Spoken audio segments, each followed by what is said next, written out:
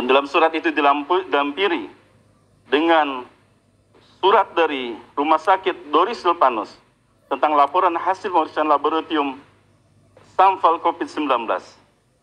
Maka beliau tidak dapat hadir pada malam hari ini, dan sebagaimana ketentuan dalam peraturan KPU nomor 11 tahun 2020 merupakan perubahan peraturan KPU nomor 4 tahun 2017 tentang kampanye.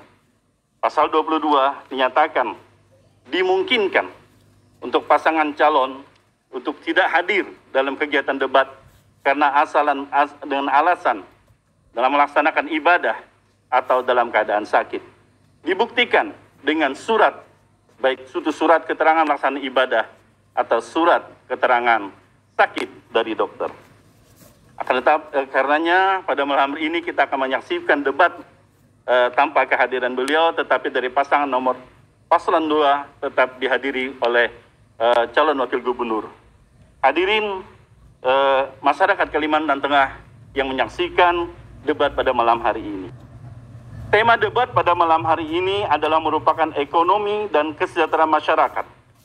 Kembali kita akan menyaksikan, mendengarkan, dan memperhatikan visi dan misi dari pasangan calon.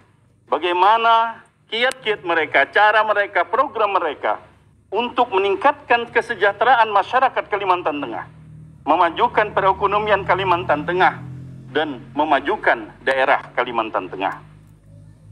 Dan kami berharap tentunya kepada kita semua, masyarakat Kalimantan Tengah, untuk bisa melihat dan memperhatikan dari visi dan misi dari pasangan calon, sehingga menjadi gambaran kita nanti dalam melaksanakan tugas kita, hak kita dalam pemilihan pada tanggal 9 Desember tahun 2020 nanti.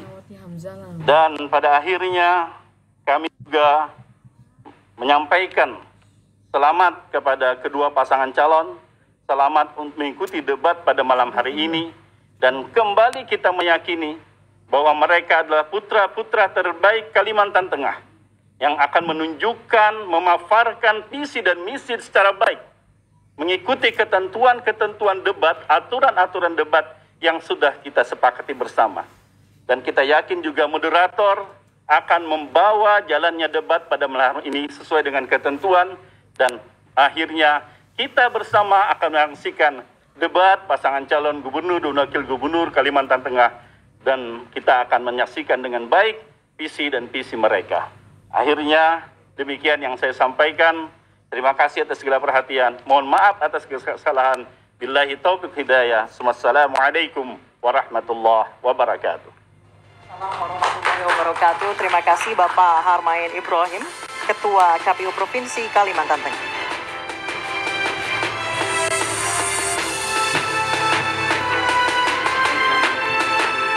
Pemirsa dan hadirin sekalian, Pilgub Kalimantan Tengah menghadirkan pertarungan dua pasang calon. Langsung saja kami undang kedua pasangan calon gubernur dan wakil gubernur Provinsi Kalimantan Tengah untuk naik ke atas panggung. Kami awali dari pasangan calon nomor urut 1, Ben Brahim S. Bahat dan Ujang Iskandar.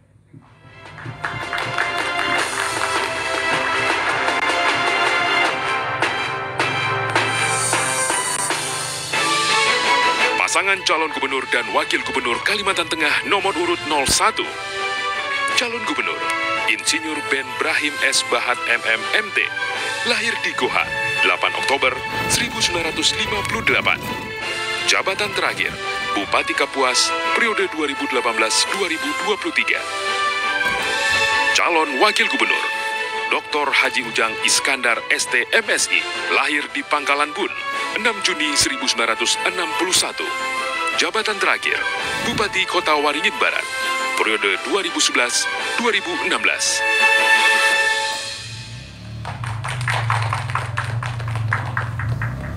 Dan selanjutnya kami undang ke atas panggung pasangan calon nomor urut 2, Sugianto Sabran dan Edi Pratowo.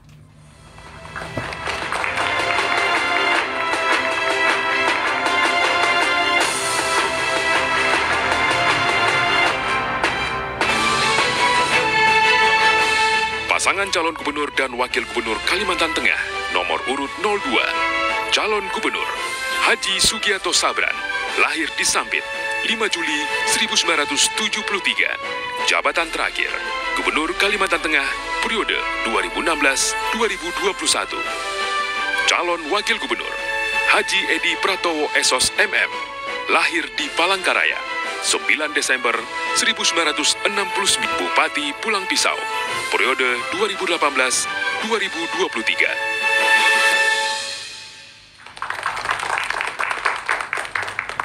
Pemirsa dan hadirin sekalian, kami informasikan sekali lagi seperti yang telah disampaikan oleh Bapak Ketua KPU bahwa Cagup nomor urut 2 tidak dapat hadir di debat pada malam hari ini karena terkait dengan protokol kesehatan pencegahan COVID-19. Dan hadirin sekalian, debat malam ini mengusung tema ekonomi dan kesejahteraan masyarakat Kalimantan Tengah. Dan selaku moderator, kami bertugas menyampaikan pertanyaan yang telah disusun oleh tim panelis yang ditunjuk oleh Komisi Pemilihan Umum Provinsi Kalimantan Tengah. Tim panelis ini dipilih atas kepakaran dan pengalaman mereka menangani isu-isu peningkatan ekonomi dan kesejahteraan masyarakat khususnya di Provinsi Kalimantan Tengah. Dan berikut adalah profil panelis. Tim panelis debat publik kedua pasangan calon gubernur dan wakil gubernur Kalimantan Tengah tahun 2020. Profesor Dr. Sulmin Gumiri MSc, bidang kepakaran, pengelolaan sumber daya alam dan lingkungan dari Universitas Palangkaraya. Dr. John Rete Alfrisandi Esos MSI, bidang kepakaran, sosial politik dari Universitas Palangkaraya. Dr. Sadiani MH, bidang kepakaran, ilmu hukum dari IAIN Palangkaraya. Farid Zaki Yopianor Esos MSI, bidang kepakaran, sosial politik dari UMP Palangkaraya.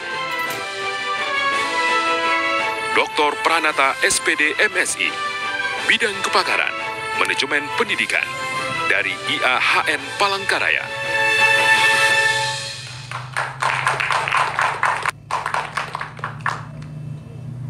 Pemirsa, debat malam ini tentunya ada tata tertib yang harus kita patuhi bersama. Kami sebagai moderator pun akan bertindak tegas bila ada dari pasangan calon yang melanggar tata tertib. Dan untuk memperjelasnya, mari kita simak tata tertib berikut ini. Tata tertib debat publik pemilihan Cagup dan Cawagup Kalteng tahun 2020. 1. Perhitungan waktu dimulai ketika pasangan calon mulai berbicara. 2. Pasangan calon tidak boleh menjawab melewati dari waktu yang ditentukan. 3. Jawaban harus sesuai dengan tema yang ditentukan, fokus, dan tidak melebar. 4. Dilarang menyerang persoalan yang bersifat pribadi pasangan calon lain. 5. Pasangan calon dilarang menginterupsi jawaban atau tanggapan pasangan calon lain. 6. Pendukung dilarang memprovokasikan, mengganggu, atau menimbulkan kegaduhan ketika debat berlangsung. Bila melanggar, akan dikeluarkan dari lokasi debat. 7. Pasangan calon dan seluruh undangan wajib memenuhi protokol kesehatan penanganan COVID-19. Pasangan calon akan menyampaikan visi dan misinya dalam meningkatkan ekonomi dan kesejahteraan masyarakat Kalimantan Tengah. Dan sesuai dengan nomor urut, kami persilakan pasangan calon nomor urut 1 untuk memaparkan visi dan misinya. Bapak, waktu Anda 3 menit dimulai ketika Anda berbicara. Silakan. Baik, pertama saya mengajak kita semua mendoakan Bapak Haji Sugianto Sabran supaya cepat sembuh seluruh masyarakat Kalimantan Tengah. Assalamualaikum warahmatullahi wabarakatuh. Om Swastiastu, Salam, Namo Buddhaya, salam kebajikan. Tapi selamat liunan latas masujud karena melempang. Yang kami hormati Bapak Ketua KPU, Bawaslu, dan seluruh jajaran, serta para panelis. 2. Yang kami hormati sahabat kami, Bapak Sugianto Sabran dan Bapak Edi Pratowo, serta seluruh masyarakat Kalimantan Tengah yang kami cintai dan kami banggakan. Visi kami terwujudnya Kalimantan Tengah yang lebih maju, sejahtera, dan mandiri melalui pembangunan yang adil dan merata, berwawasan lingkungan, dan berkelanjutan. Misi kami adalah mempercepat pembangunan jalan, jembatan, irigasi, pelabuhan, listrik, dan telekomunikasi, dan yang lain-lainnya. Meningkatkan sumber daya manusia, kemudian kualitas kesehatan, pertanian berkelanjutan, pemberdayaan, penguatan ekonomi kerakyatan, melakukan reformasi birokrasi, meningkatkan investasi melalui pelayanan yang cepat, transparan, menjadikan Kalteng sebagai destinasi wisata yang mendunia, mengelola sumber daya alam secara berkelanjutan, dan juga menangani bencana karhutla, banjir, wabah penyakit, dan yang lainnya secara bersama-sama, serta melakukan peningkatan PAD, melindungi, menghargai, dan mengakui tanah adat dan hak-hak adat di atas tanah bagi seluruh masyarakat Kalimantan Tengah, menjaga dan meningkatkan kerukunan, kedamaian, tanpa memandang perbedaan suku, agama, ras, dan golongan, memberi dana personal kepada Kapolsek dan Ramil Babinsa, Babin Kamtipmas, Imam Masjid, Ketua Gembala Sidang, Ketua Balai Karingan, Ketua Hindu dan Buddha, kaum masjid, koster, penjaga balai, dan agama lainnya. Pada bidang ekonomi, kesejahteraan masyarakat, kami memiliki kartu Kalteng Sejahtera yang isinya memberikan yaitu beasiswa S1, S2, S3, kemudian BPJS gratis, BLT 2 juta per kakak, sembako murah, dan 50.000 lapangan kerja baru.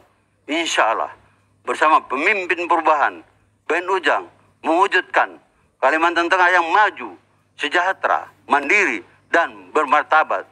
Salam perubahan.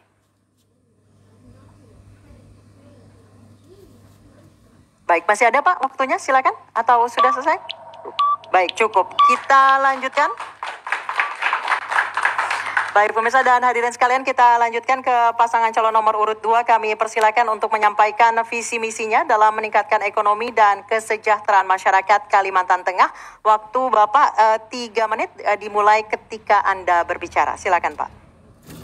Assalamualaikum warahmatullahi wabarakatuh. Selamat malam, salam sejahtera bagi kita semua. Om Swastiastu, Namo Buddhaya, salam kebajikan. Tabe selamat, lingunan latai, salam sawujud, karende melempang. Adil Katalino Bacuramin Basaruga, Basengat Kajubata. Paslon nomor urut 1 yang kami hormati, Ketua KPUD dan Bawaslu Provinsi Kalimantan Tengah beserta jajarannya, serta panelis yang kami hormati dan masyarakat Kalimantan Tengah yang kami cintai. Sebelum saya menyampaikan visi misi, izinkanlah saya memohon doa dan tulus pada para hadirin, terutama masyarakat Kalimantan Tengah, untuk mendoakan calon gubernur Haji Sugianto Sabran yang berhalang hadir malam ini karena sedang melakukan isolasi mandiri sebagai bentuk tanggung jawab beliau sebagai warga negara yang baik.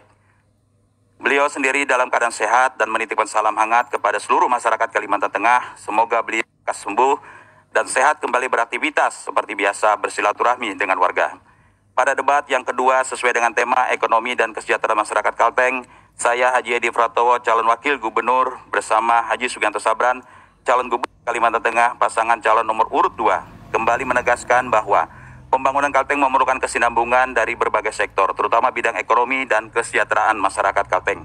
Kesejahteraan masyarakat sebagai indikator keberhasilan pembangunan Kalteng Berkah akan kami lanjutkan dalam 5 tahun ke depan, sesuai dengan visi terwujudnya Kalteng makin berkah, bermartabat, elok, religius, kuat, amanah, dan harmonis.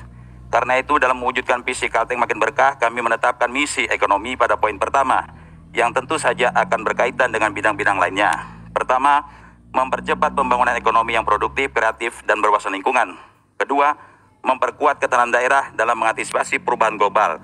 Ketiga, mewujudkan tata kelola pemerintahan yang baik melalui reformasi birokrasi. Keempat, mempercepat pembangunan sumber daya manusia yang cerdas, sehat, dan berdaya saing. Kelima, meneguhkan Kalteng yang beriman, berbudaya, dan kesetaraan gender.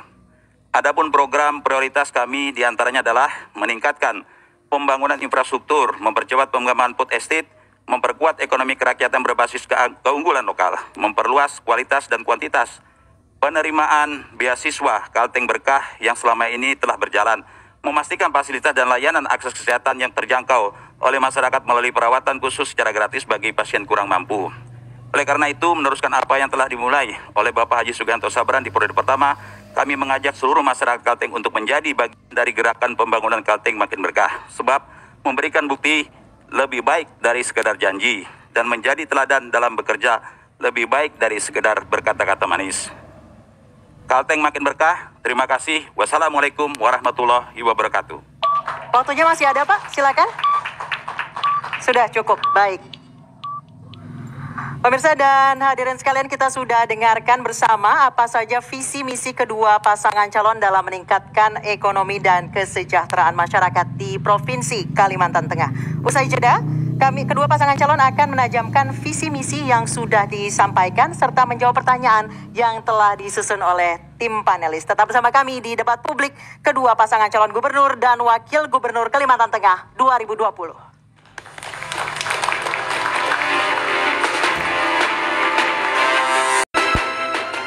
Terima kasih Anda masih bersama kami pemirsa. Di segmen ketiga ini para pasangan calon akan menjawab pertanyaan yang telah disusun oleh tim panelis. Di dalam fishbowl yang ada di tengah-tengah ini ada 5 amplop pertanyaan untuk kedua pasangan calon. Masing-masing paslon akan mendapat kesempatan 2 kali untuk mengambil amplop pertanyaan. Selain menjawab pertanyaan, di segmen ini kita juga akan menyaksikan bagaimana masing-masing pasangan calon akan saling menanggapi jawaban dari pasangan calon lainnya. Ingat sekali lagi, tidak diperkenankan bagi pasangan calon untuk menyerang persoalan yang bersifat pribadi dan jawaban harus tetap fokus dan tidak melebar. Di segmen ini pasangan calon 1 mendapat kesempatan pertama untuk mengambil amplop pertanyaan. Silakan Pak, diambil amplopnya kemudian diberikan kepada saya. Ambil 1 Bapak. Baik. Terima kasih. Masih tersegel?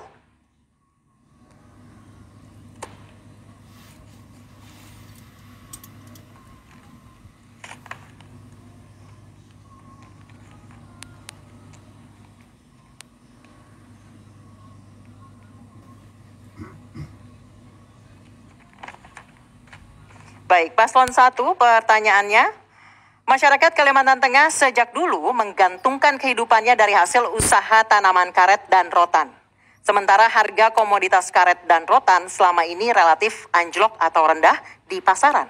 Para petani tidak mampu meningkatkan kesejahteraan hidupnya dari jenis usaha tersebut. Jelaskan langkah-langkah strategis paslon dalam meningkatkan kesejahteraan petani karet dan rotan di Kalimantan Tengah. Waktu Bapak 1 menit 30 detik untuk menjawab dimulai ketika berbicara. Silakan Pak. Baik, nanti Ben Ujang ya untuk memperjuangkan bagaimana harga karet naik. Ini sudah tentu ada potensi untuk naik. Kenapa? Nanti ya konstruksi jalan yaitu aspal campur karet. Nah ini ya program Kementerian PU. Dan Kementerian PU akan mulai membeli karet dari petani karet. Itu tahun 2021. Dengan harga ini menurut Kementerian PU ya 10.000 per kilo ke atas. Ini potensi ke depan. Kenapa? Kalau ya ini dapat menghemat aspal, kemudian memperkuat konstruksi jalan. Inilah karet. Nah ini pasti akan mendunia ke depan ya. Semua konstruksi akan menggunakan karet. Sudah tentu karet nanti harga ke depan akan meroket. Kemudian rotan. Kenapa rotan? Rendah harganya karena tidak boleh ekspor. Waktu ekspor itu harga rotan naik cukup tinggi. Dan ini kita perjuangkan ke depan. Yang penting bagaimana masyarakat Kalimantan Tengah sejahtera. Apakah ekspor atau tidak. Nah ini yang kita lakukan ke depan. Kalau memang ekspor untuk harga rotan naik, nah kita lakukan ekspor. Kita perjuangkan dengan pemerintah pusat. Nah ini ya, kenapa sekarang harga karet dan rotan tidak begitu tinggi. Terima kasih. Baik. Selanjutnya kami beri kesempatan untuk paslon 2 untuk menanggapi jawaban dari paslon 1. Waktu Anda 1 menit dimulai ketika berbicara. Silakan Pak. Ya, saya kira bukan hanya itu, tapi juga kita harus bisa membangun antara hulu dan hilirnya. Karena karet masyarakat itu ketika akan harganya standar, harus ada industri hulunya. Ya, jadi dari hulu itulah akan ditampung karet rakyat yang hari ini harganya 7.000 per kilo. Bisa kita tampung, kemudian kita naikkan. Dan lebih penting adalah peran pemerintah. Ya, paslon nomor 2, Haji Sugianto Saban, Haji Edi Pratowo, kita akan membentuk lembaga untuk mengontrol harga karet. yang ada di Kalimantan Tengah. Sehingga pemerintah bisa intervensi untuk membantu ya para pengusaha untuk menarik harga karet tadi supaya tidak dipermainkan dan masuk ke hulunya. Sehingga ini penting sekali Bapak dan Ibu sekalian, sehingga masyarakat kita betul-betul bisa memasarkan ya hasil karet itu dengan baik dengan harga yang kita inginkan secara bersama. Demikian, terima kasih. Baik, selanjutnya Paslon 1 untuk menanggapi kembali, waktu Anda 1 menit dimulai ketika berbicara, silakan Pak. Iya, secara teori sih nomor 2 oke. Tapi kan ini sudah berlalu 1 periode. Nyatanya harga karet tambah turun, rotan tambah anjlok, nggak ada dilakukan apa-apa. Nah, makanya kami, Ben Ujang, 5 tahun ke depan, bagaimana kami akan mengundang para investor, industri rotan yang ada di mana-mana, termasuk di Cirebon, untuk membangun industrinya di Kalimantan Tengah. Nah, setelah itu, berdiri industri, kita minta insentif kepada pemerintah pusat.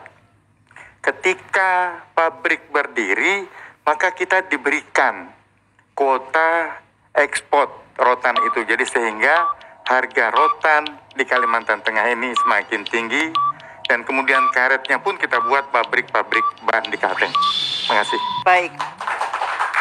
Selanjutnya giliran pasangan calon 2 untuk mengambil amplop pertanyaan yang ada di tengah. Bapak silakan kemudian diberikan kepada saya.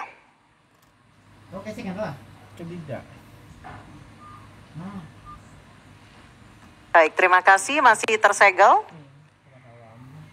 Semua pertanyaan yang dibuat oleh tim panelis terjamin kerahasiaannya. Baik, Paslon 2.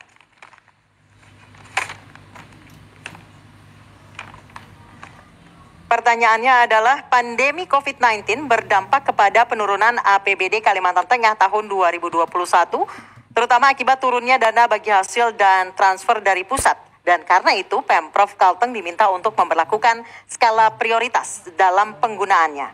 Jika Anda terpilih menjadi gubernur dan wakil gubernur nanti, apa yang menjadi skala prioritas Anda dalam pemanfaatan APBD Kalimantan Tengah tahun 2021? Pasangan calon 2, waktu Anda 1 menit 30 detik untuk menjawab. Silakan Pak, dimulai ketika Anda berbicara. Baik, terima kasih. Tentunya akibat pandemi COVID ini, semua sisi perekonomian, pendapatan juga semakin menurun, masyarakat juga tidak bekerja dengan baik. Saya kira yang penting adalah bagaimana edukasi, sosialisasi terus berjalan, kemudian penguatan di Satgasnya, penyediaan anggaran yang cukup dan tidak melebihi. Kemudian yang penting adalah juga memberikan stimulus ekonomi bagi kelompok usaha, baik itu UMKM, kemudian koperasi, ya, kemudian kelompok usaha bersama, ya, yang dilaksanakan oleh masyarakat kita, baik itu yang bekerja di home industry, ya, ekonomi kreatif, produktif, ya, yang bisa diolah, sehingga ini bisa mampu untuk meningkatkan pendapatan masyarakat, dan hasilnya juga nanti juga akan memberikan pendapatan bagi daerah provinsi Kalimantan Tengah. Itu penting.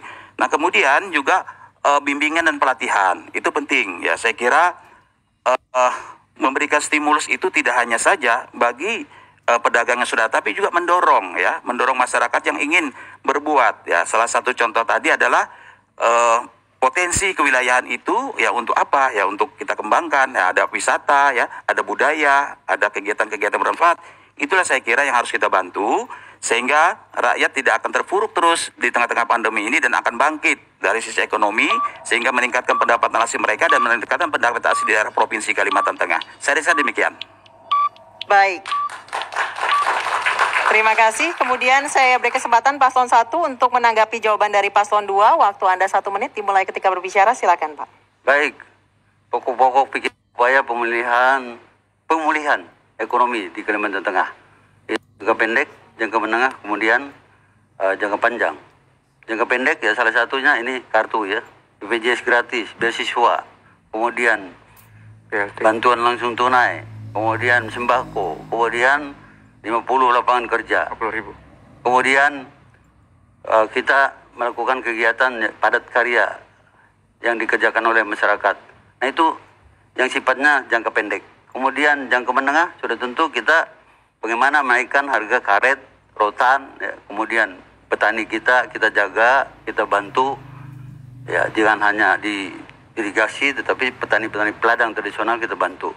Begitu juga untuk jangka panjang. Jangka panjang, infrastruktur, pelabuhan, jalan, dan sebagainya. Nah, pelabuhan kita masih ya tergantung dengan Kalimantan Selatan. Kita belum mandiri. Baik. Ini yang harus Waktunya dilakukan. sudah habis, Bapak. Selanjutnya pasangan calon 2 untuk menanggapi kembali tanggapan dari paslon 1. Waktu Anda 1 menit dimulai ketika berbicara. Silakan, Pak. Ya, saya kira memang terkait dengan itu semua, karena apa memang terkait dengan persoalan ekonomi itu sangat penting ya. 80% masyarakat kita juga usahanya di bidang ekonomi, khususnya pertanian dalam arti luas. Sehingga inilah harus fokus ke depan. Saya kira Pak Haji Sugianto Sabran di periode pertama sudah melakukan itu ya. Saya kira apa yang sudah dilakukan harus kita lanjutkan ya, sehingga program-program ini bisa berkelanjutan dengan baik. Yang penting adalah bagaimana political will ya seorang pemimpin untuk mau berbuat ya, peduli terhadap rakyat. Itulah yang penting dilakukan. Kemudian juga saya kira kita sangat terbuka untuk melibatkan semua komponen masyarakat untuk bisa berusaha. Sekali lagi bukan memperdayakannya tapi memberdayakannya. Sekali lagi kita ini adalah pelayan masyarakat, sehingga ketika kita diberikan kepercayaan ya kita harus lakukan itu dengan baik untuk membantu rakyat kita bangkit dari keterpurukan akibat pandemi COVID-19 ini. Terima kasih. Baik. Selanjutnya, giliran pasangan calon 1 untuk kembali mengambil amplop pertanyaan. Silakan Bapak, kemudian diberikan kepada saya. Baik, pemirsa dan hadirin sekalian, sekali lagi perlu kami beritahukan bahwa semua pertanyaan yang dibuat tim panelis bersifat rahasia dan semua amplop di dalam fishbowl ini masih tersegel.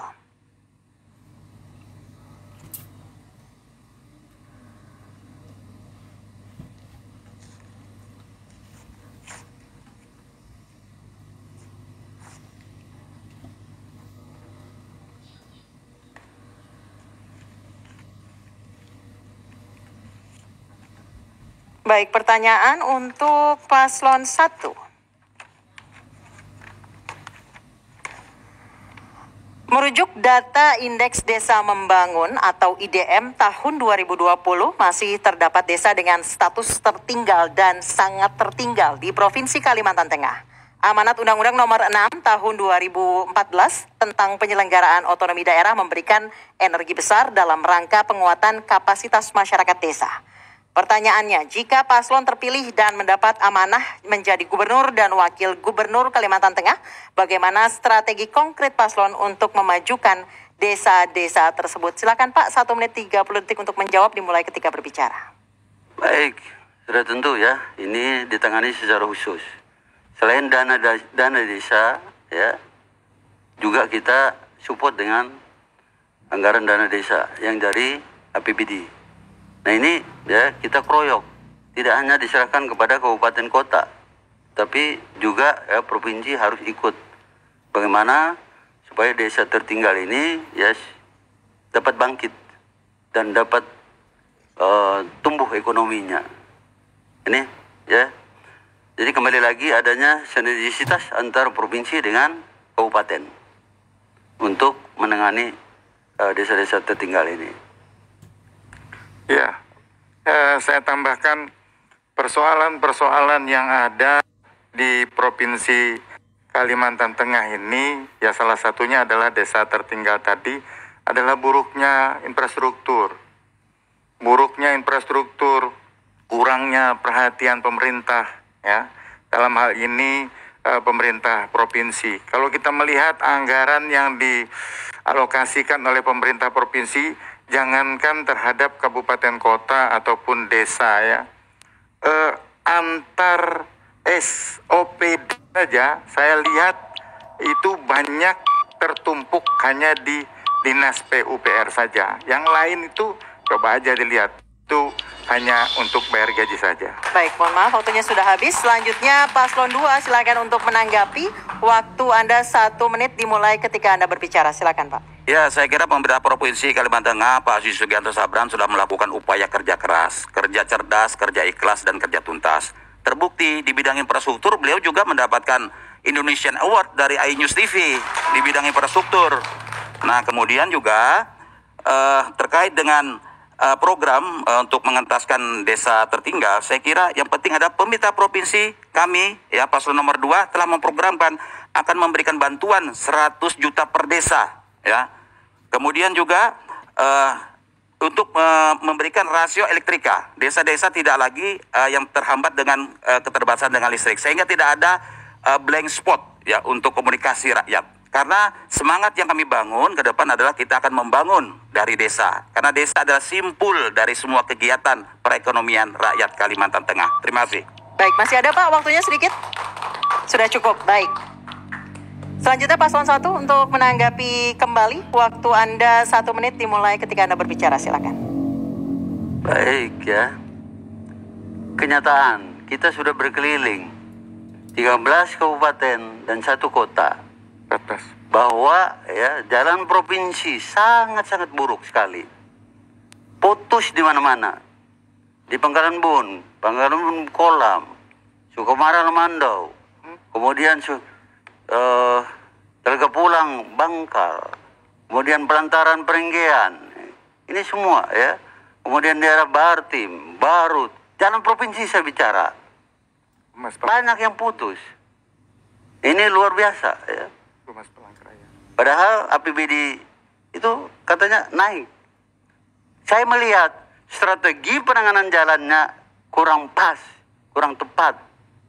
Serahkan kepada Ben Ujang untuk melakukan hal ini.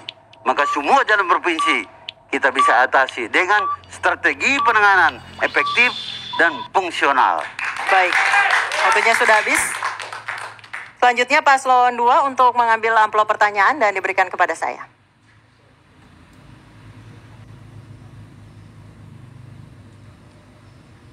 Baik, terima kasih Pak.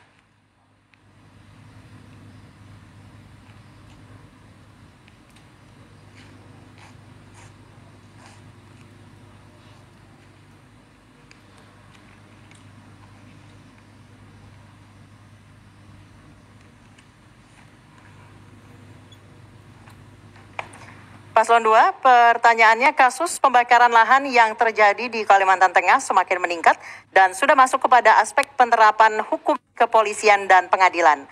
Pertanyaannya bagaimana pandangan paslon terhadap kasus tersebut serta bagaimana strategi paslon untuk memberikan kenyamanan kepada masyarakat khususnya peladang lokal yang notabene membakar lahan untuk kepentingan nafkah lahir batin keluarganya.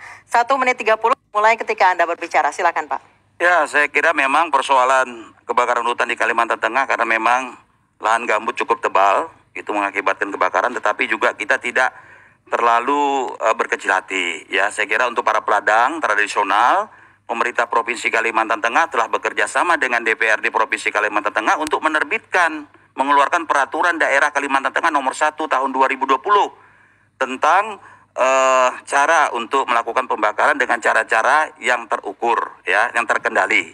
Nah, kemudian juga yang lebih penting juga bahwa aturan ini diikuti, ya, memberikan kesempatan kepada masyarakat Kalimantan Tengah sehingga ada pengaturannya. Saya kira dengan cara memberikan menerbitkannya Perda, ya, nomor 1 2020 ditambah lagi ditindaklanjuti dengan peraturan gubernur, ya, sebagai pelaksanaannya ini juga akan memberikan kesempatan kepada masyarakat peladang.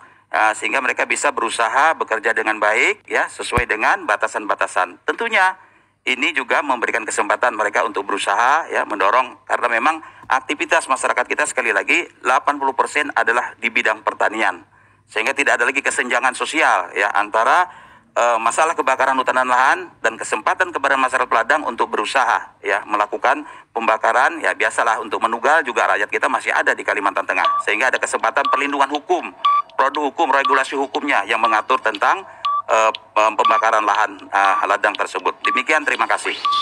Baik, selanjutnya pasangan calon 1 menanggapi jawaban dari paslon 2. Waktu Anda 1 menit dimulai ketika berbicara, silakan Pak. Baik, karena saya ini anak petani miskin, saya tidak setuju dengan pertanyaan itu. Bahwa ya, karhutlah terjadi karena peladang tradisional. Salah besar itu. Karhutlah terjadi, ya, yaitu karena, ya, terbakarannya lahan gambut. Peladang tradisional tidak pernah berladang di lahan gambut. Tidak akan bisa hidup padi. Jadi peladang, ya, jangan disalahkan peladang. Peladang tradisional itu, ya, tolong pertanyaan itu ya, pernyataan itu mungkin bisa dikoreksi. Ingat bahwa karhutla itu terjadi di lahan gambut dan terjadinya bisa terbakar sendiri karena panas yang luar biasa, kekeringan, bisa juga karena ya orang-orang yang tidak bertanggung jawab. Nah ini yang terjadi. Mengatasinya gampang. Itu dengan kebersamaan. Baik. Demikian ya. Selanjutnya Paslon 2 untuk menanggapi kembali. Waktu Anda 1 menit dimulai ketika berbicara. Silakan Pak. Ya, kita sependapat kalau masyarakat Peladang kita tidak dijadikan kambing hitam. Ya, berpendapat. Tetapi juga kita harus memberikan regulasi dan perlindungan agar rakyat kita ini, masyarakat yang bekerja di usaha pertanian termasuk peladang ini bisa bekerja dengan baik, karena membakar itu dianggap sebagai cara murah, cara efektif dan efisien ya. Tetapi ya juga di sisi lain regulasi peraturan daerahnya itu harus dibuat sehingga mereka juga bisa dengan terkendali ya, mereka dilindungi ya, tidak tersangkut dengan persoalan hukum ya, gitulah. Inilah yang lebih penting. Yang penting adalah pemerintah menjamin perlindungan kepada rakyatnya dengan cara apa? Dengan cara mengeluarkan regulasi peraturan agar mereka terlindungi, tidak lagi dikejar